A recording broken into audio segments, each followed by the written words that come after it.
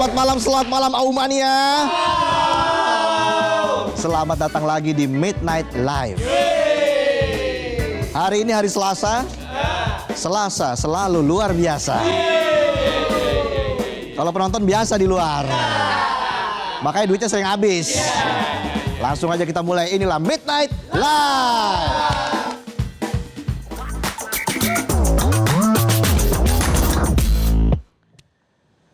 Berita malam ini kita bahas kepastian hukum di Indonesia yang lebih mirip main monopoli. Gimana tuh? Ada yang ambil kartu dana umum, masuk penjara.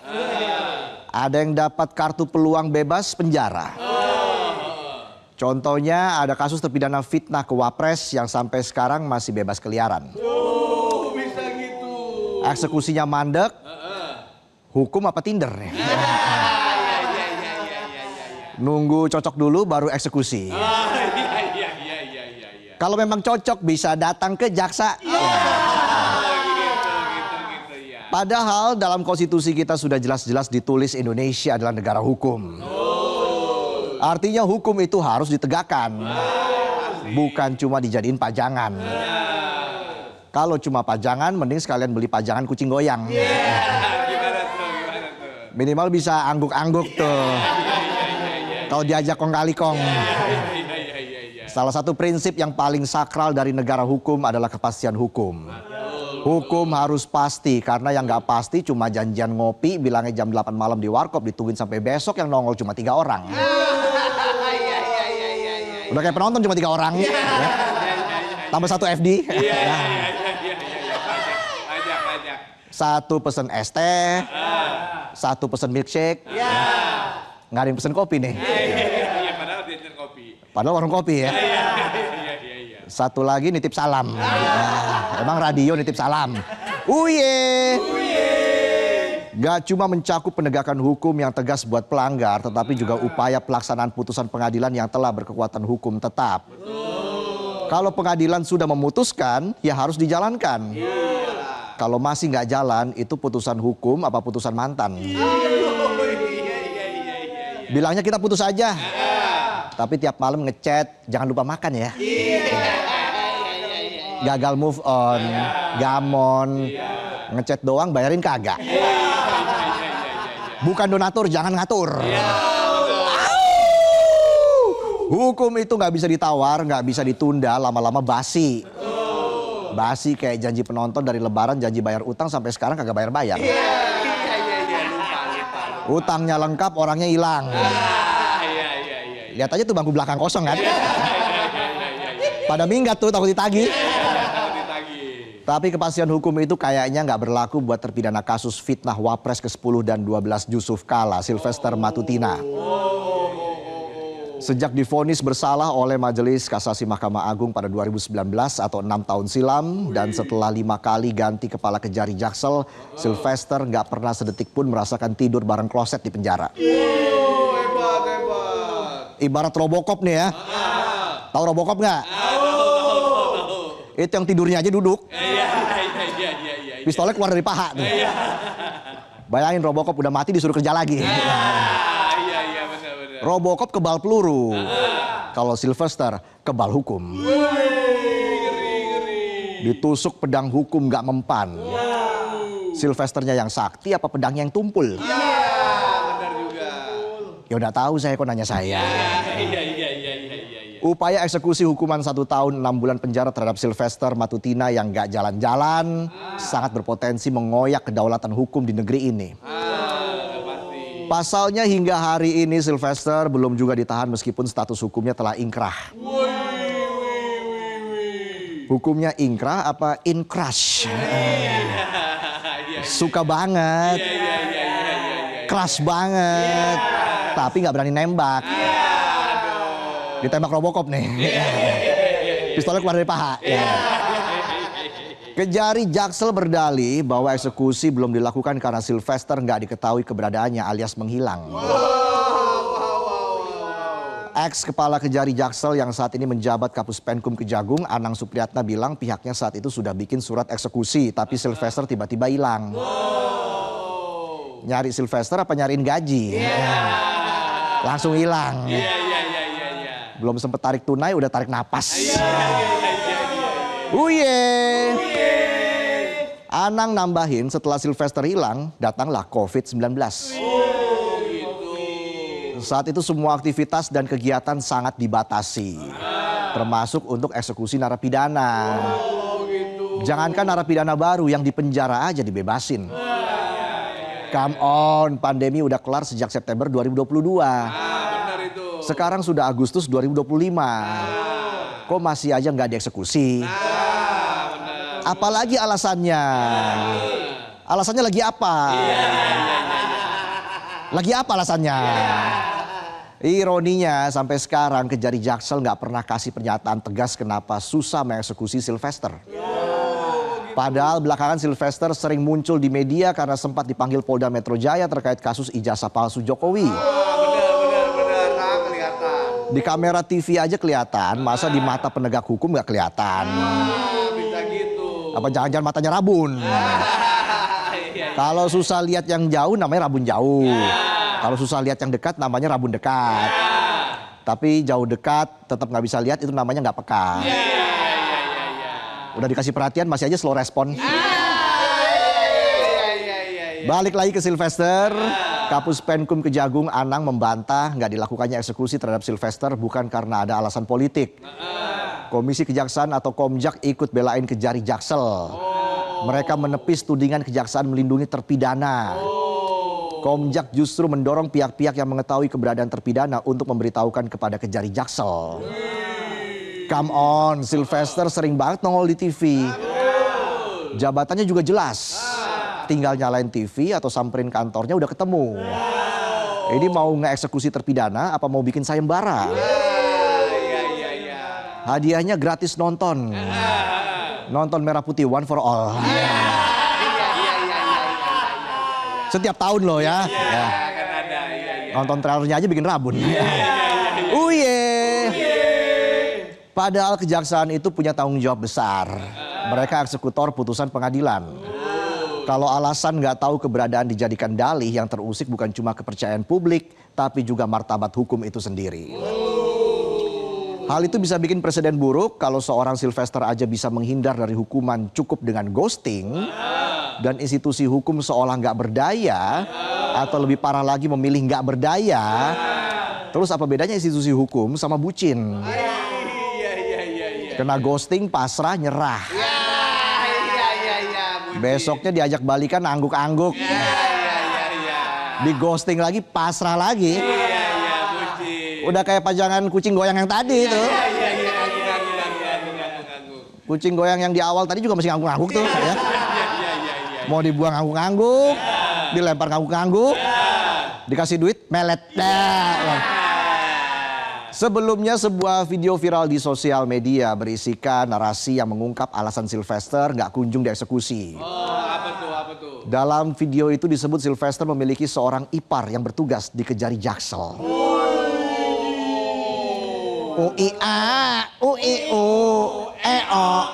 Menanggapi hal itu Kapus Penkum Kejagung Anang Supriyatna menjelaskan pihaknya telah menelusuri kebenaran informasi tersebut. Ya udah kayak terima forwardan berita dari kakek di grup keluarga. Ya. Dan hasilnya informasi itu diklaim hoax. Yang lebih absurd lagi Sylvester mengajukan peninjauan kembali atau PK terhadap putusan itu pada 5 Agustus 2025. Wih, bisa gitu. Setelah 6 tahun baru ngajuin PK. Iya. Ibarat mantan tiba-tiba ngechat minta balikan pas dengar kabar kita udah sukses. Iya.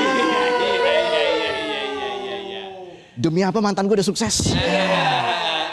Demi ungger. Oke? Unger. Padahal sukses nganggur. Bokeh. Balik lagi ya, mungkin maksud Sylvester mengajukan PK buat menunda eksekusi sampai kasusnya kedaluarsa. Padahal jelas aturan hukum bilang permohonan PK itu nggak menunda eksekusi. Hal itu juga dikonfirmasi oleh Kejagung. Jadi meski Sylvester mau ajukan PK sampai bosen, jaksa tetap bisa jeblosin dia ke penjara. Hukum seharusnya jalan terus. Para hakim yang dulunya mutusin vonis mungkin juga gregetan. Giliran udah sidang, udah kerja sesuai undang-undang, Putusan udah diketok palu. Iya. Lah Sylvesternya sampai 6 tahun dibiarin aja. Iya. Tahu gitu yang diketok Sylvesternya aja. Udah kayak mainan di mall tuh ya. Iya. Nama mainannya Zona Waktu kalau nggak salah tuh ya. Bahasa Indonesianya ya. Iya, dari apa? Itu yang mukulin kepala cebong tuh ya. Kepala cebong kepala kodok tuh. Wek ke mall ya. Di sisi lain, pada 4 Agustus lalu, Sylvester menyatakan siap jika harus dieksekusi oleh Kejari Jaksel. Sylvester bilang nggak apa-apa, nggak ada masalah. Ibarat ngajak gebetan makan di warteg pas malam Sabtu Kliwon. Sayang kita makan di warteg yuk. Oke sayang nggak apa-apa. Kamu pesan apa sayang? Terserah aja sayang. Yang penting kaviarnya jangan digoreng ya sayang ya. Di warteg pesan kaviar. Iya. Anjing menggonggong kaviar berlalu ya. Salah ya? Salah ya. Makan bandeng aja ngutang minta kaviar. Uye. Sylvester juga bilang kalau dia sudah menjalankan proses dan akan melihat bagaimana prosesnya ke depan. Dia juga menegaskan kalau dirinya belum menerima surat resmi dari kejaksaan terkait proses eksekusi tersebut. Dan saat ditanya soal pemanggilan ke Kejari Jaksel, Sylvester mengaku belum mendapat jadwal pasti. Sylvester juga coba bangun alibi. Katanya dia udah 3 kali ketemu Jusuf Kalla dan bahkan sudah berdamai. Dan mengaku hubungan Sylvester dengan JK sangat baik. Bisa aja. Penonton ketawa saya waspada. Sylvester juga mengaku kalau urusan dia dengan Jusuf Kalla nggak ada tendensi pribadi dan dia bilang tidak membenci Jusuf Kalla. Menanggapi pengakuan Sylvester, juru bicara JK Hussein Abdullah membantah dengan tegas.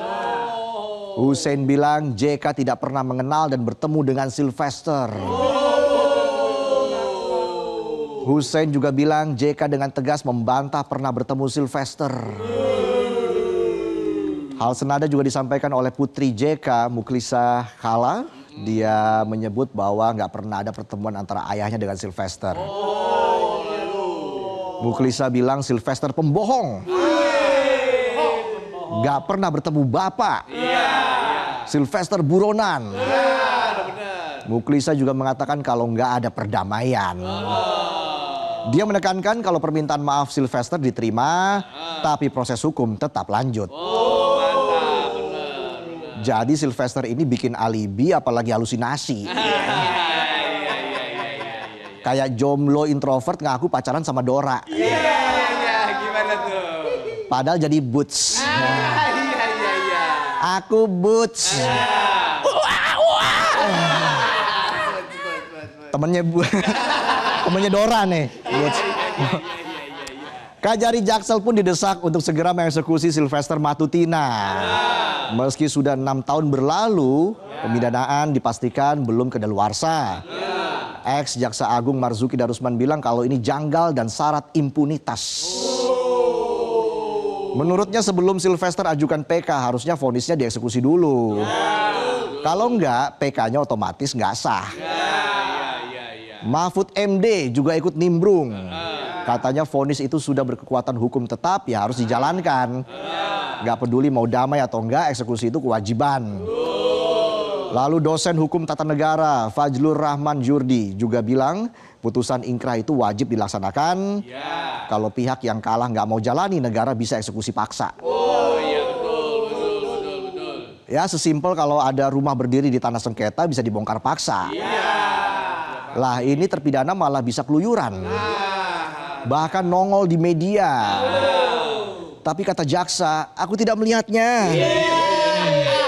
Bisa gitu. Boots, apakah kamu melihat Sylvester? Tim advokasi anti kriminalisasi akademisi dan aktivis Abdul Ghafur Sangaji bilang hitungan masa kedaluarsa pemindanaan Sylvester baru sampai 2035. Ghafur melanjutkan ada 2 faktor yang bisa membebaskan terpidana dan kejaksaan gak bisa mengeksekusi terpidana. Pertama, karena halangan administrasi. Saat ini Kejari Jaksel dipastikan gak ada halangan administrasi untuk mengeksekusi Sylvester. Kedua, eksekusi sulit dilakukan bila terpidana melarikan diri. Tapi sekarang Sylvester nggak kabur, alias masih ada di Indonesia. Bahkan mendapat jabatan komisaris independen di ID Food. Kasus Sylvester ini membuktikan kalau nggak cuma aparat penegak hukum yang terkesan mager untuk memenjarakan Sylvester. Pemerintah juga dirasa ogah-ogahan mengoreksi penunjukan Sylvester sebagai komisaris salah satu BUMN strategis. Jadi sampai hari ini selain masih ngelayap, Sylvester masih jabat komisaris independen PT Raja Wali Nusantara Indonesia atau ID Food. Yang ditunjuk oleh Menteri BUMN Erick Thohir pada 18 Maret 2025. Bukannya dieksekusi, Sylvester malah dapat kursi. Kursi komisaris. Bukti pertunjukan telanjang bagaimana wajah keadilan gak cuma ditampar tapi juga udah ditendang, digebukin, dibully tapi gak dibales. Ibarat ada orang ketahuan maling ayam tapi malah ditunjuk jadi ketua RT. Kalau gini ya wajar kalau ada yang bilang hukum kita itu lebih lentur daripada tangannya Luffy habis makan gomu-gomu. Padahal undang-undang BUMN mensyaratkan seorang anggota komisaris diangkat berdasarkan integritas dan dedikasi. Betul. Jelas Sylvester yang berstatus sebagai terpidana tidak memenuhi persyaratan menjadi komisaris BUMN. Lalu rakyat bertanya-tanya, apa jasa dan peran Sylvester bagi negara ini sehingga mendapatkan keistimewaan menghindar dari eksekusi hukum dan menduduki jabatan mentereng sebagai komisaris BUMN? Nah, benar juga tuh. Nah, kalau kita lihat di forum-forum diskusi nih ya, Sylvester tampil konsisten membela mantan Presiden Joko Widodo dan keluarganya. Ia juga tercatat sebagai Ketua Solidaritas Merah Putih, salah satu organisasi relawan Jokowi. Kalau kita nonton TV mulai dari belain ijazah palsu sampai berani ancam cukur kumis mantan Danjen Kopassus yang mengusulkan pemakzulan Gibran. Gak heran dapat kursi komisaris ya. Terima kasih Pak Jokowi. Takut kena royalti saya kalau dipanjangin ya. Jadi kalau Sylvester aja bisa ngilang tanpa jejak dan dibarengi dengan ketidaktegasan aparat, bagaimana mengharapkan hukum bisa ditegakkan? Dan kalau hukum bisa dinego, keadilan jadi barang mewah yang cuma bisa dibeli mereka yang punya harta dan tahta. Jangan dong, jangan. Harta, tahta, kalau Neng Lisa lagi nungguin hasil tes DNA. Gitu. Besok ya? Iya. Penegakan hukum bukan soal cap dan stempel, melainkan menyangkut martabat keadilan dan integritas negara.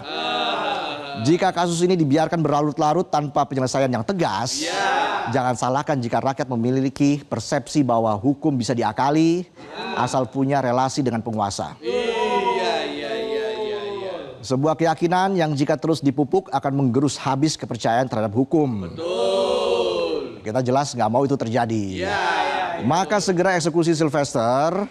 Kalau quote-nya Pak JK, lebih cepat lebih baik. Betul Pak JK. Benar. Sebagai negara yang baru saja merayakan ulang tahun ke-80 kemerdekaan, Indonesia masih berkutat pada persoalan hukum yang bisa diatur. Waduh, jangan dong. Padahal mimpi Indonesia sebagai negara modern dan maju pada 2045 nanti bukan mimpi sembarangan. Betul. Para ahli berkali-kali bilang bahwa negara modern jelas meletakkan supremasi hukum sebagai fondasinya. Iya. Dan jika hukum nggak sanggup tegak, mustahil semua mimpi itu bisa terwujud. Betul. Ingat, penegak hukum jangan bermain-main dengan konstitusi. Negara dengan hukum yang dijalankan semaunya akan memicu hadirnya pengadilan jalanan. Iya. Negara harus segera mencegah. Jangan biarkan rakyat membuat hukumnya sendiri. Ya, itulah tadi sajian pembuka kami di Midnight Live. Kami akan kembali dengan segmen Sebat Selasa Baca Komentar. Seru ini pastinya ya. Temanya nanti usai jeda. Kita kembali lagi sesaat lagi di Midnight Live.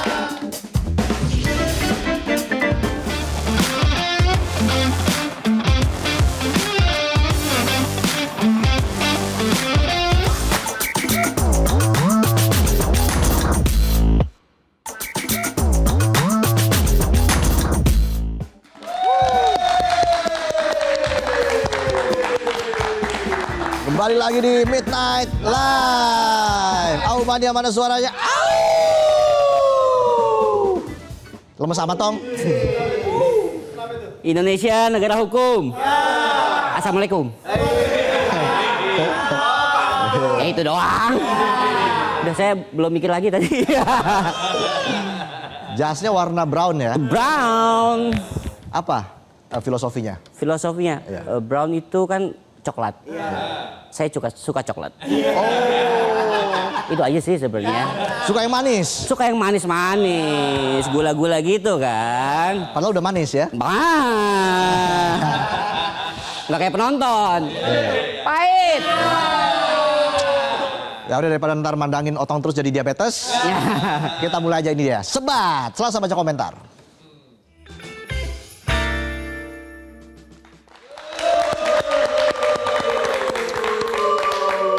Kita baca komentar dari Aumania. Ya. Temanya apa, Tong? Temanya kali ini makna HUT ke-80 kemerdekaan RI. Udah 80 tahun. Udah tua. Semoga masih terus sampai pasti dong. Tapi maknanya apa? Aumania harus memberikan tanggapannya. Iya. Lanjut baca. Iya. Udah 80 tahun ya. Nggak sabar nih nunggu tahun 2045 ya. Indonesia emas. Indonesia emas. Ya, oke. Dari Raditya Pratama Putra 92. Maknanya adalah pejabat makin sejahtera, rakyat makin melarat. Gimana? Lanjut aja ya. Lanjut aja. Yang berikutnya dari siapa nih? Ada R3 Gamers. Negara yang udah 8 tahun seharusnya membuat rakyat menjadi lebih sejahtera. Tidak cuma pejabat yang diuntungkan, tapi rakyat juga. Betul, harus gitu dong. Nah, mending jadi tukang es ya. Untung nggak untung, ya pasti cair. Nomor 5 dari @deuza_Kiev. Di usia negeri yang 8 dekade ini seharusnya jadi refleksi agar pemerintah mau berbenah dan jadi lebih baik lagi. Harus. Kalau refleksi kan kakinya doang yang dipijat ya. Kalau ini kayaknya butuh sebadan-badan yang dipijat nih. Biar relax. Biar enteng, enak tidur. Oke, lanjut lagi. Ada dari Riz_ZZKK. Udah 8 tahun Indonesia merdeka. 80 tahun. Udah 80 tahun Indonesia merdeka. Tapi masih belum bisa memerdekakan rakyat dari kemiskinan. Semoga kedepannya seluruh rakyat Indonesia financial freedom. Apa tuh? Nggak tahu saya. Baca aja. Finansial apa? Keuangan, Freedom? kemerdekaan. Artinya? Merdeka uang. Jadi kalau beli apa-apa nggak usah lihat harga tuh. Berapa? Murah. Oke, lanjut lagi dari @ade Dermawan. Tanggal 17 pengibaran upacara udah meriah, banyak panggung seninya. Ada kejadian merpati nemplok di topi salah satu prajurit. Sampai joget rame-rame dengan lagu Tabola Bale. Hari itu begitu meriah, tapi besoknya kembali ke setelan pabrik. Semoga pemerintah lebih bisa memerdekakan rakyat dalam kesejahteraan di segala aspek. Amin. Lanjut lagi Selanjutnya toh. dari Vault 21. Nggak tahu lah pada joget-joget semua pejabatnya. Mending nonton King MU. Waduh.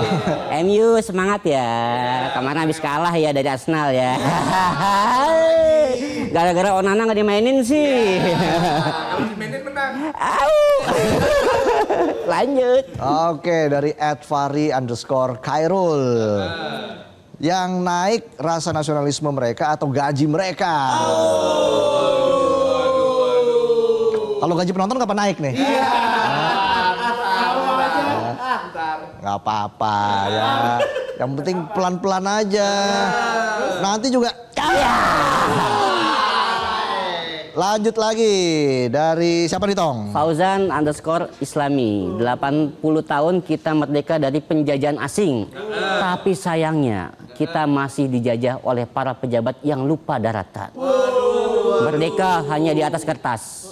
Di bawah sana rakyat masih terjajah. Terjajah oleh harga-harga yang terus melambung. Terjajah oleh janji-janji kosong yang hanya diucapkan saat kampanye. Dan terjajah oleh kebijakan-kebijakan yang lebih mementingkan kantong pribadi daripada kesejahteraan rakyat. Pejabat-pejabat yang merdeka dalam kekuasaan tapi tidak pernah merasakan bagaimana rasanya hidup sebagai rakyat kecil. Di usia yang kemerdekaan panjang juga nih, 80 tahun ini, mungkin saatnya kita bertanya-tanya, kapan kita benar-benar merdeka dari para penguasa yang pandai memberi alasan. Panjang juga ya. Iya, panjang. Saya udah nggak bisa komentarin lagi. Ah, udah. Itulah tadi komentar dari para Aumania. Kita kasih tepuk tangan untuk Aumania. Terima kasih sudah meluangkan waktunya ya. Ya, ngetik-ngetikan tuh, mikir juga tuh. Iya, nanti kan mikir juga. Oke, kita akan kembali lagi dengan bintang tamu hari ini. Dari film Panggil Aku Ayah. Call Me Daddy. Panggil Aku Ayah. Saat lagi tetaplah di Midnight Live.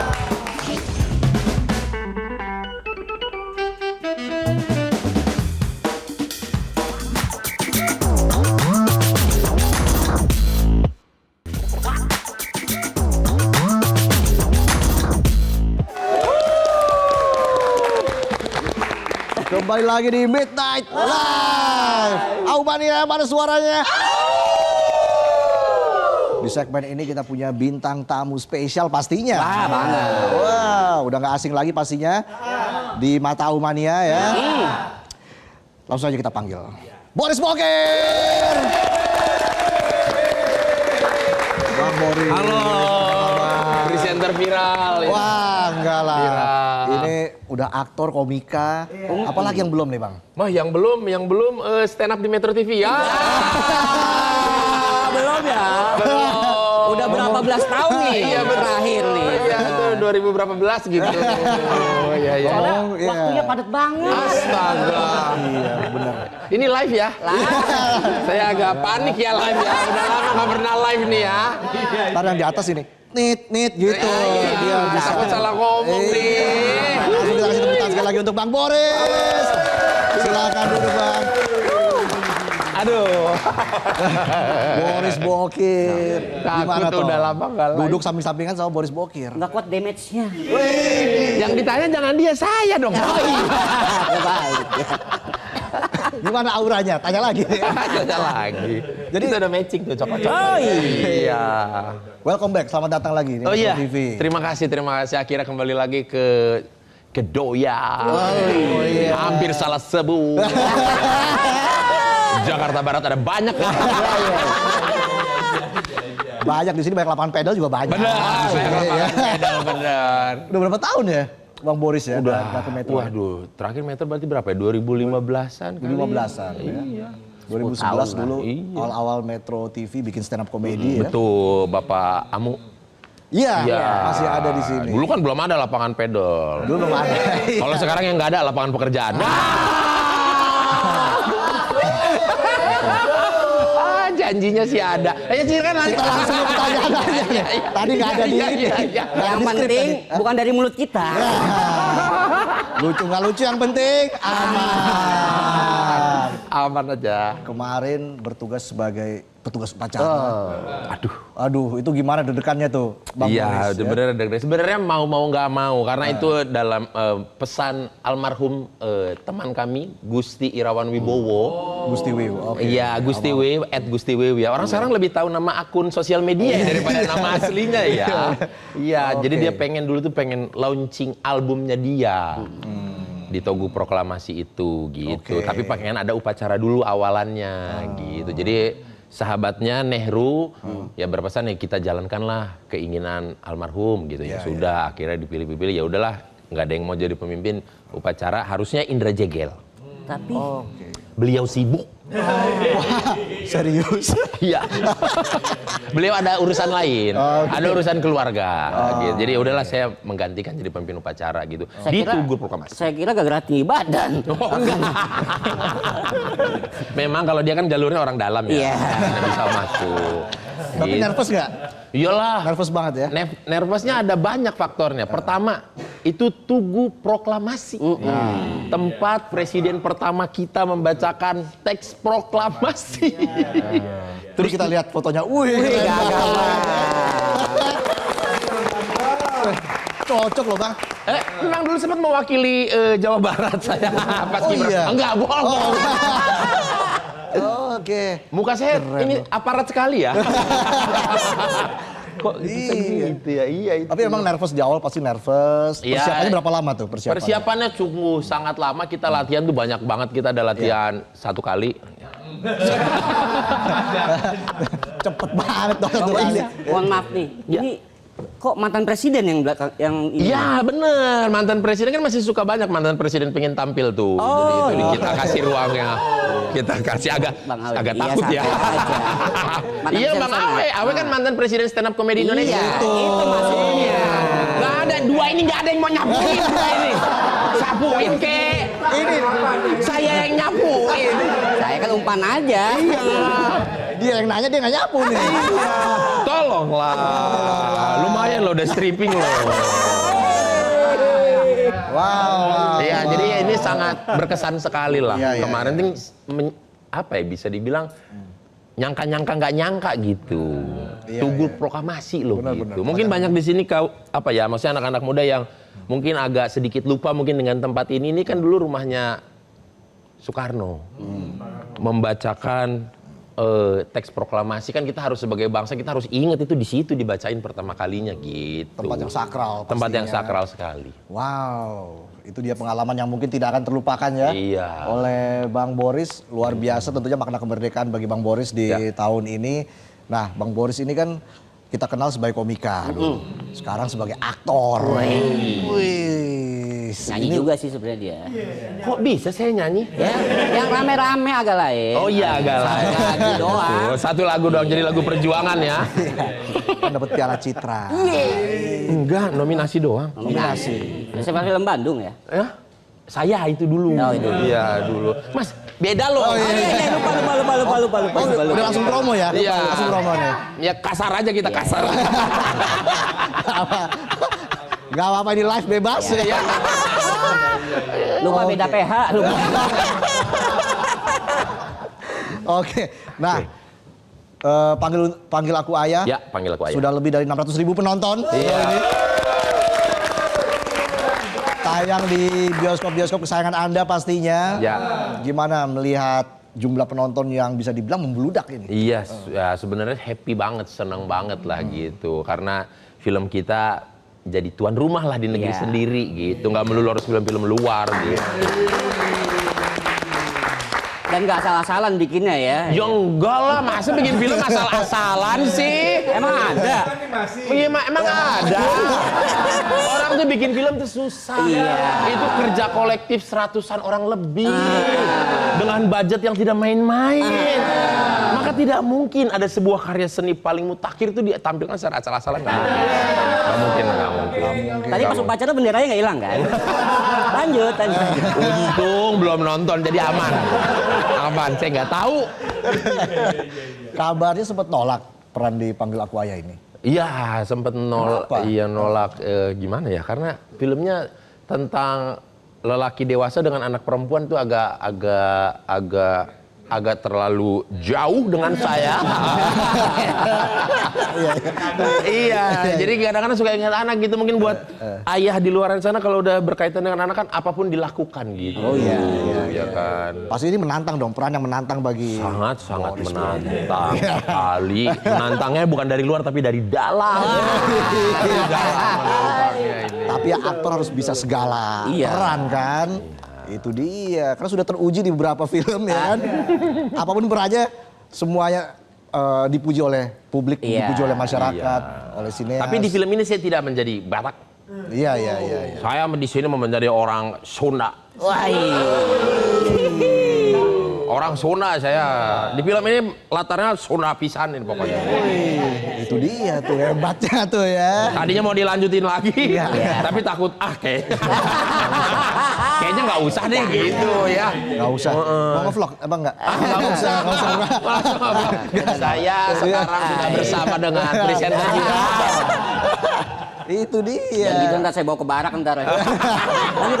Lanjut. Itulah, jadi kalau panggil aku ayah ini sebenarnya apa sih pesan yang disampaikan kepada penonton, khususnya soal ini kan film tentang keluarga banget ya? Ya, keluarga banget. Jadi apa pesan yang disampaikan?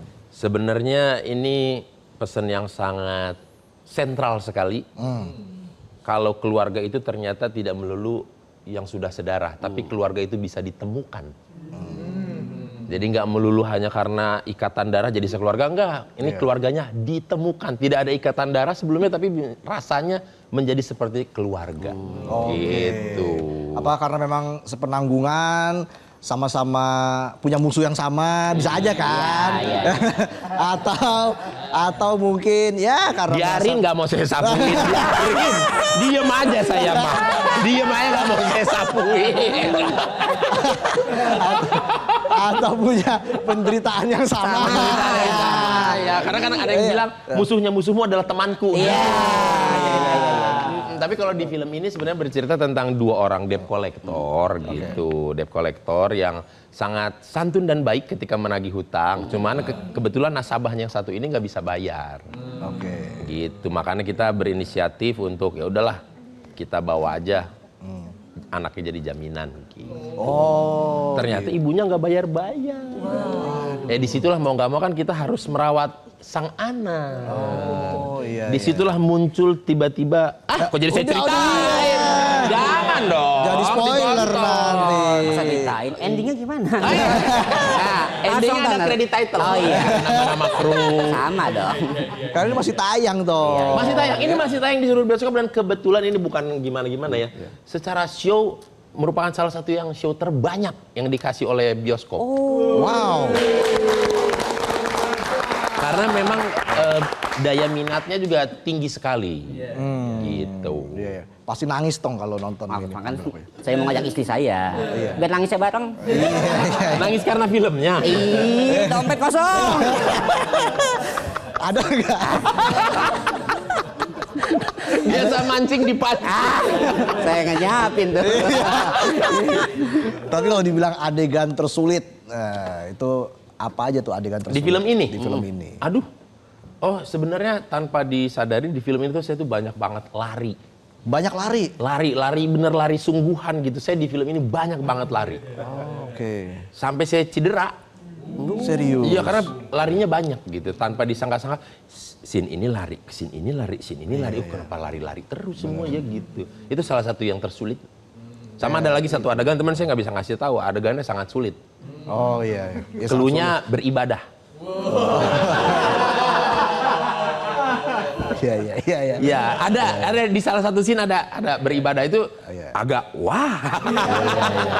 Padahal hal yang lumrah ya sebagai manusia Hal ya. yang lumrah untuk beribadah gitu. Cuman agak susah kan sekarang kan. Gimana?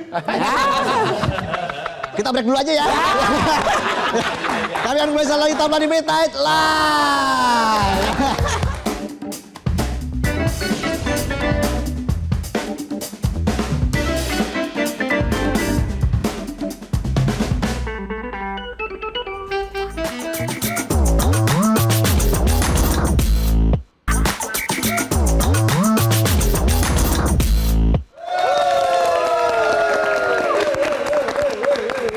Dari film Panggil Aku Ayah kita sambut Febrian Yosvian.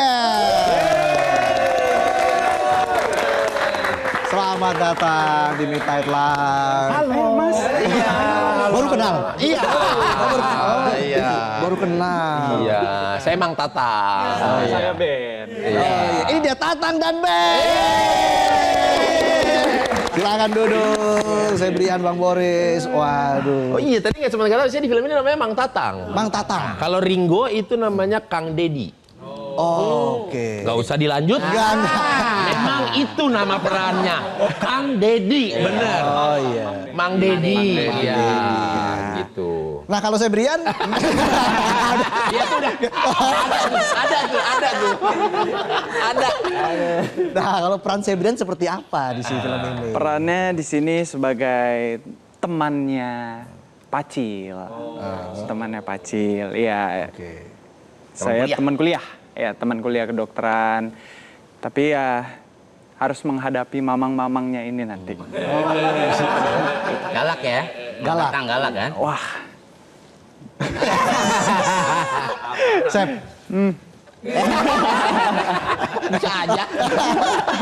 jadi gimana? Akhirnya beradu peran dengan seorang Boris Bokir. Waduh. ya beradu peran dengan Mang Boris, Mang Ringo, Tisa, ya pastinya geter ya. Kenapa lu di vibrate? Terus Keinjek. oh keinjek. Kalau keinjek Sulaiman nangis. Iya, gitu. Ya geter ya, ibaratnya saya udah ngelihat mereka nih semua kan pas masih segini lah, masih kecil. Udah melihat, ya pas ditemukan langsung itu ya pasti duk-duk-duk. Tapi untungnya mereka, Mang Boris, Mang Ringo, sama Tisa juga, mereka ngerangkul semua, ngebawa semua hype-nya. Aman, ini jam 11 bebas. Iya, yang nggak bebas nanti tayangan rerunnya. Banyak yang dipotong nanti. Banyak yang dipotong. Iya ya, jadi tantangan yang dihadapi oleh Sebrian gitu ya di film ini. Tadi kan saya juga nanya ke Bang Boris, sebenarnya kan banyak tantangan atau scene-scene yang memang sangat menantang bagi seorang aktor. Kalau bagi Sebrian tuh apa aja yang menantang di sini? Sebenarnya tantangan paling besar ya itu, kayak yang barusan ya balik ketemu sama mereka. Bukan karena aktingnya, tapi karena acting bertemu sama dengan mereka. Actingnya pasti dong, Oke. itu udah pasti. Cuman ya acting itu mungkin karena awalnya segan sama mereka, terus kayak harus menghadapi mereka, jadi kayak udah natural aja. Nomor rekening. Nanti ya. Kalau dia tantangan terbesarnya tuh alam. Wah, iya bener. Alam. Iya, Tiap dia mau syuting hujan. nggak pernah mendukung alamnya. Hujan. Alam pun tidak mendukung. Tapi untungnya Mang Boris, Mang Dedi, dan Tisa mendukung. Beserta tim semua yang ada di Jago nih. Besok nyalon aja. Pinter ngomong. Nyalon. Iya nyalon. Iya boleh. Tim, Bang. Oh disapuin. Bagus Bang Ginting. Temen tuh. Orang dibiarin mau masuk jurang ditarik kayak gitu. Jadi hubungannya Ujan sama Bang Boris tuh apa tuh? Iya, Sep. Jadi alam Alam pastinya, sama ya itu tadi lah ya. Kita ketemu orang yang kita udah tahu dari kecil, ternyata dihadapin langsung kan. Ya kan saya Ya, udah segini tahu tadi. kalian semua kan dari segini. Dari zigot, masa dari zigot? Iya. kecilnya segini. Iya segini. Pastinya Tapi kita ada kan. anak kecil juga namanya Meisha Lin. Iya. Itu yang berperan sebagai Pacil, anak kecil umur 6 tahun. Iya benar. Oke. Canggih banget, aktingnya canggih Kalian banget. belum nonton ya? Oke. Besok ntar. Belum. Iya, iya. Mereka nggak sempet nonton. Oh iya stripping ya. Mereka sibuk lihat berita. Tidak henti-hentinya bahan ini mengalir. Iya. Mengalir terus. Ada terus bahan, ada terus. Wow. Sungguh kocak mereka. Tapi kalau Bang Boris persiapannya apa, Bang? Kembali ke film kita ya. Iya, film aja udah. Kembali. Panggil aku ayah. Benar. Tatang dan Ben. Itu udah tadi. Udah. Iya kok diulang jangan. Ini ngulur durasi ya tadi. Iya. Nyaut aja mas. Nyaut aja. Harus support, harus yes and kalau di atas panggung itu. Jangan ada dead air. Betul. Tadi lu sampai apa yang ditanyakan tadi? Persiapan menuju film ini yang akhirnya bisa menembus di atas 600.000 penonton. Ya kita banyak, kebetulan dari PH-nya Visinema juga kita dikasih banyak slot readingnya ya. Jadi baca naskah bareng-bareng, jadi disitulah terbentuk si apa ya, hubungan kausalitas. Iya. Enggak. Pakai blazer doang. Nggak di sini nih. Tanya orang mah. Gitu. Jadi udah mulai bonding lah gitu karena saking banyaknya reading, bahkan dengan band aja banyak kita reading. Iya betul. Jadi ketika syuting sudah tidak ada yang kaku-kaku atau jarak-jarak gitu, nggak ada, memang udah beneran deket banget. Nongkrong dulu ya sebelum Pasti. Di mana nongkrong biasanya? Nongkrongnya di Visinema. Di kantor. Bahaya nih. Bahaya nih. Ajak maksudnya. Sebrian, apa yang paling berbeda ketika Bang Boris ya di luar set dan di dalam set? Nah. Bedanya cuman bahasanya aja. Orangnya sama-sama menyenangkan. Ya, bahasanya ya kita tahu sendiri beliau dari sana. Dari mana? Dari Medan. Tapi Dari Bandung saya mah. nah, tapi kalau di dalam set dia ngomong kayak gitu. Jadi profesional ya? Profesional banget. Tergantung Sangat. kontrak. Jadi orang Batak-Batak, jadi orang Sunda-Sunda. Ya nggak ada perbedaan besar yang gimana-gimana sih. Oke, tapi tadi memang pengalaman kamu bisa beradu acting dengan senior-senior itu yang bikin justru lebih nervous ya? Wah, itu dia. Jantung kayak ngelihat yang orang tinggi-tinggi gitu. Suka deg-degan. Tapi kamu deg-degan, nggak mungkin sedeg-degan beliau. Beliau ini dulu masih beruntung. Aduh, untung deg-degannya 2 minggu sekali. Beliau sekarang deg-degannya tiap 5 hari. Deg-degan terus. Aduh. Ini kelar live juga deg-degan. Iya. Aman nggak yang tadi ya? Aman nggak yang tadi ya? Biasanya kan diteleponnya pagi. Iya, tapi kan kalau kita lihat aslinya kan Bang Boris ketawa, Iya. friendly. Nah ini kan di film ini berperan sebagai seorang ayah ya, seorang family man. Iya. Nah, itu gimana? Biasa aja nggak usah ditekenin banget intinya. Biar heboh. Sepeda kali ya. Sebenarnya yang jadi ayahnya lagi satu lagi kan Ringo. Ringo Agus Rahman, Mang Dedi. Mang Dedi. Iya. Ayahnya itu Mang Dedi sebenarnya. Nah, ini side ayah, vice father. Oh ada wakil. Wakil ayah. Iya. Iya. Wakil ayah. Wakil ayah. Iya. Udah wakil ayah. Wakil ayah benar. Iya. Kan sesuatu juga ada kepala, ada wakil kepala gitu. Jago emang nyapu. Iya. udah teruji. Aduh. Oke tadi scene yang paling menantang atau adegan paling menantang saya tanya ke Sebrian ya. Kalau yang paling mengesankan itu scene seperti apa? Aduh kalau diceritain. Spoiler ya? Iya, spoiler ya dong. Jangan dong. Di WhatsApp aja kita ntar ya. Oh ya nanti kita ngomong di belakang aja ya. Jangan, Iya, dia ntar suka minta ucapan. Ponakan saya ulang tahun. Tuh, ponakan saya ulang tahun komunitas motor saya nih. Tapi saya bilang optimis gak film ini akan tembus 1 juta penonton? Optimis, harus optimis. Ya. Apa yang bikin kamu optimis? Karena film ini mungkin banyak banget di luar sana yang relate. Karena Indonesia ini kan juga salah satu negara dengan tingkat fatherless paling besar. Oke. Nah jadi ya pokoknya film ini spesial dah buat yang nonton juga harus bawa orang-orang spesial. Pasti nyangkut deh pokoknya. Oke, ada aftertaste abis Iya, itu dia. Karena pada akhirnya ketika menonton ada orang yang kayak relate, ada yang relate banget gitu dengan film ini gitu. Karena ada beberapa momen-momen yang kayak iya lagi, pernah lagi kayak begini. Gitu. Ini risetnya dalam nih berarti nih. Dalam sekali risetnya sampai kita ke Korea Selatan. Wes. Ngapain Mas? iya, Ngapain? Kan film ini berasal dari Korea Selatan. Iya, tapi saya ngapain ke sana? Judulnya Pound ya. Iya Ya, Pak, Pound. dulunya gitu. Adaptasi. Tapi begitupun si PH-nya si CJ dengan Visinema itu sama-sama sepakat. Oke. Nggak boleh kalau cuman asal remake aja gitu. Harus ada yang lokal Indonesia banget apa. Makanya dihadirkanlah cerita ini. Dan mereka pun sangat seneng banget gitu. Oke. Dengan adanya cerita ini gitu. Oke, kita doakan semoga sukses. Amin. Film Amin. Panggil Aku Ayah. Amin. Sekali lagi Bang Boris dan juga Sebrian terima kasih sudah hadir Ya, di terima Midnight kasih. Live. Terima kasih juga Mas. Ini saatnya kita berdiri bukan sih? Iya. Karena bentar lagi muncul nih. Itu betul. Nah, Kita ala lagi nih. bukan. Enggak ya? Itu berita ini dong. Enggak ada. Iya. Enggak ya? Mungkin harapannya untuk film ini singkat saja Bang Boris. Semoga film ini bisa ditonton oleh semua orang dan mengena di hati semua orang. Oke.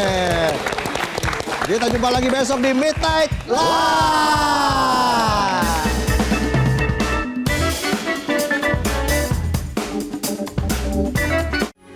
Metro TV